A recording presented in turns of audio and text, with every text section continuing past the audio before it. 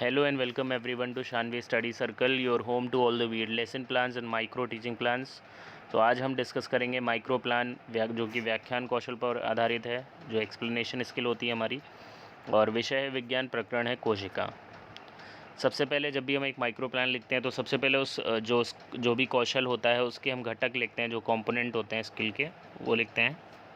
तो यहाँ पे आपके सामने व्याख्यान कौशल के घटक लिखे हुए हैं। फिर हमारा मेन पेज आता है जहाँ पे सबसे पहले हम एंट्रीज़ फिल करते हैं, जैसे कि दिनांक, विषय, अवधि, कक्षा, प्रकरण और पाठ या पुनर्पाठ जो भी हम कर रहे हैं।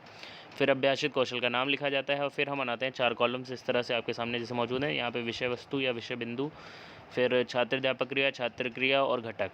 ठीक है, तो यहाँ पे हमारा जैसे एक क्वेश्चन है, ठीक, और इससे हम एक्चुअली में डायरेक्ट क्वेश्चन हम अपने टीचिंग पॉइंट के ऊपर नहीं करते हैं, हम रिलेट करते हैं।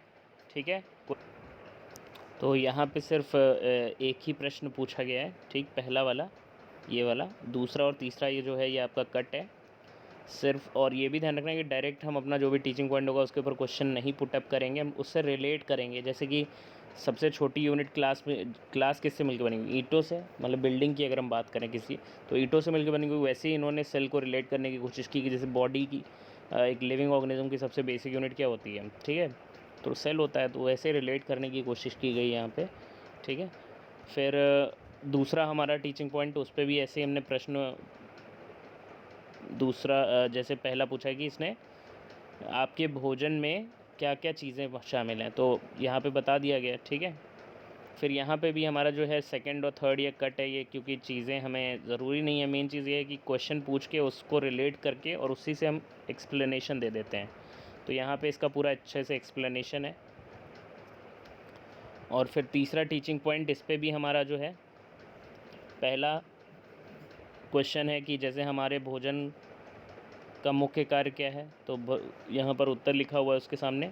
फिर यह ऊर्जा किस में सहायक होती है, तो ऊर्जा कार्य हमारे विकास में सहायक होती है।